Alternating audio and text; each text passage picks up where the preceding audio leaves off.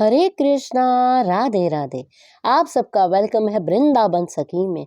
I hope आप सब खुश होंगे, बढ़िया होंगे और हमारी तरह ठाकुर जी की सेवा में मदमस्त होंगे और ठाकुर जी की कृपा का अनुभव भी कर रहे होंगे। तो फ्रेंड्स, आज हम इस विषय में बात करेंगे।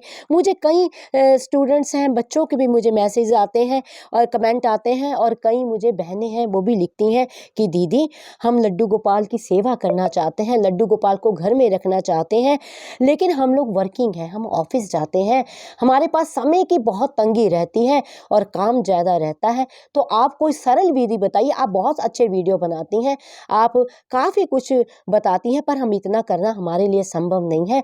तो आप बताइए हम किस तरह इतने बिजी शेड्यूल होने के बावजूद भी लड्डू गोपाल की सेवा भी कर सके।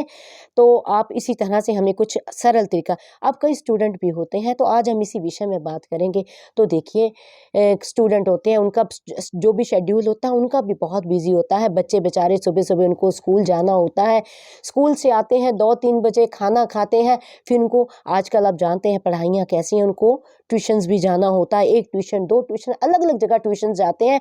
ऐसे करते करते उनको शाम के 6-7 बज जाते हैं और उनका जो पूरा दिन जो है बीत जाता है। लेकिन फिर भी उनके ठाकुर जी के प्रति इतने भाव हैं, ठाकुर जी को बहुत प्रेम करते हैं और लिखते हैं। इसी तरह जो ऑफिस वर्किंग लेडीज़ होती हैं या वर्किंग जेंट्स होते हैं, ठाकुर जी से प्रेम करते हैं और उनको ऑफिस भी जाना होता है, सुबह गए, और जो नौकरी वाले हैं वो तो सुबह गए और शाम को आते हैं। स्टूडेंट तो फिर भी बीच में आ जाते हैं, लेकिन नौकरी वालों का थोड़ा सा ज़्यादा ही रहता है।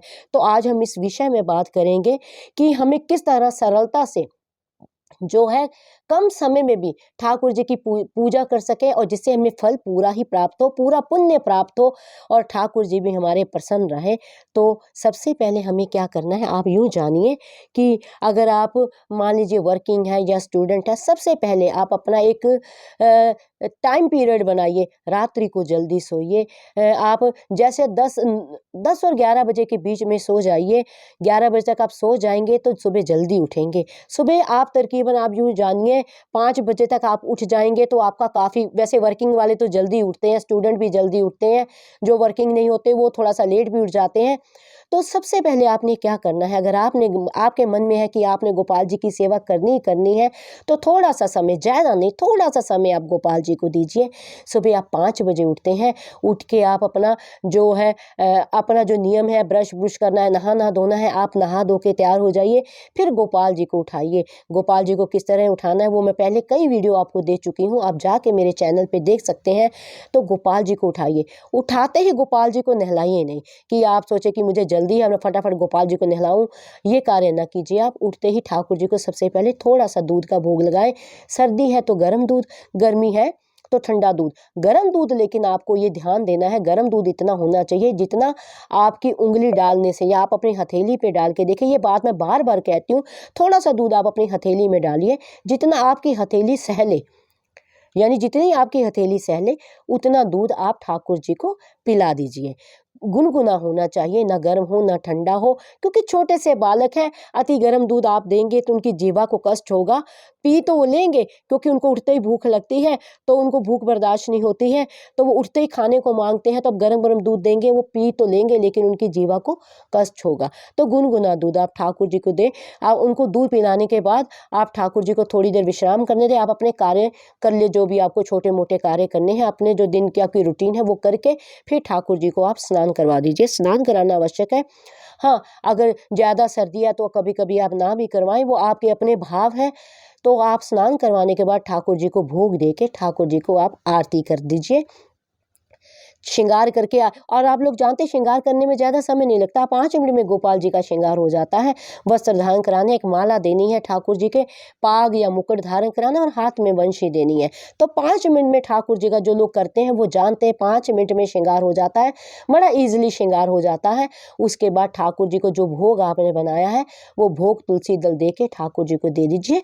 फिर उसके बाद अब बात ये उठती है कि ये सुबह का कार्य तो आप कर लेंगे, उसके बाद आप घर नहीं रहेंगे, आप चले जाएंगे स्कूल, कॉलेज या फिर आप ऑफिस, जो भी आप कार्य करते हैं तो आप चले जाएंगे। पीछे से ठाकुर जी की सेवा कैसी होगी, तो उसके लिए भी बहुत सरल और बड़ा आसान उपाय है।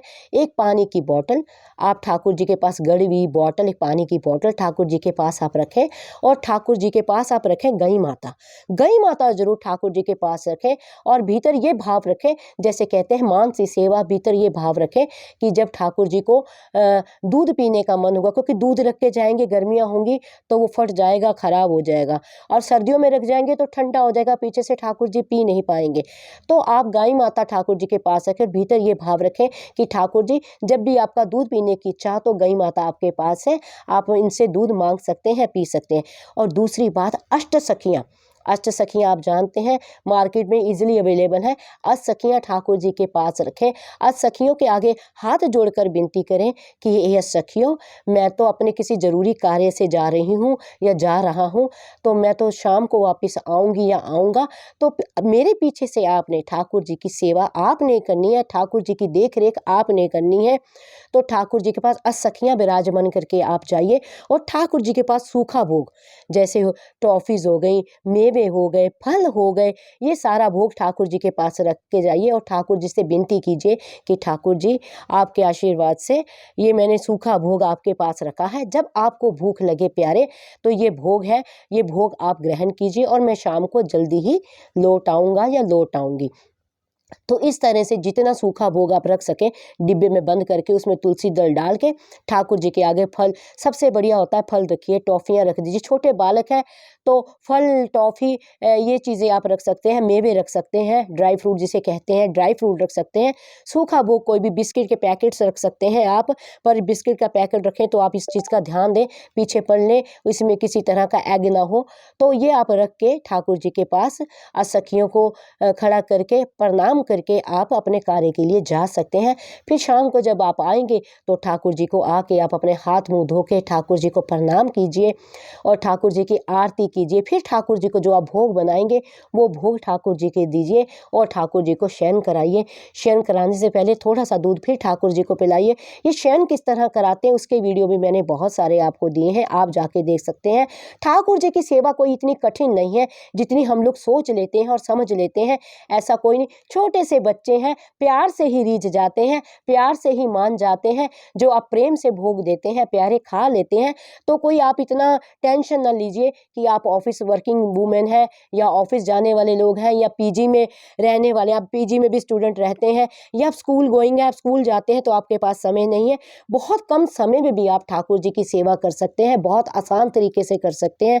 तो आई होप आपको पता लग गया होगा कि लड्डू गोपाल जी की सेवा किस प्रकार आप बहुत कम समय में कर सकते हैं। लेकिन फिर भी अगर आपके मन में किसी तरह का कोई क्वेश्चन हो, कोई क्वेरी हो, तो मुझे आप कमेंट बॉक्स में लिखिए। जितना मैंने संतों की वाणी से सुना है, जितना मैंने अध्ययन किया है, जितना मैंने रसिकों से जाना है, और जितना इस ठाकुर के प्रेम में मैंने पाया है, उसके अकॉर्डिंग ही मैं आपके प्रश्नों का उत्तर आपको देती हूँ। और अगर आपको ये वीडियो अच्छा लगा हो तो इस वीडियो को लाइक करना, शेयर करना, सब्सक्राइब करना ना भूलें। हरे कृष्णा, राधे राधे।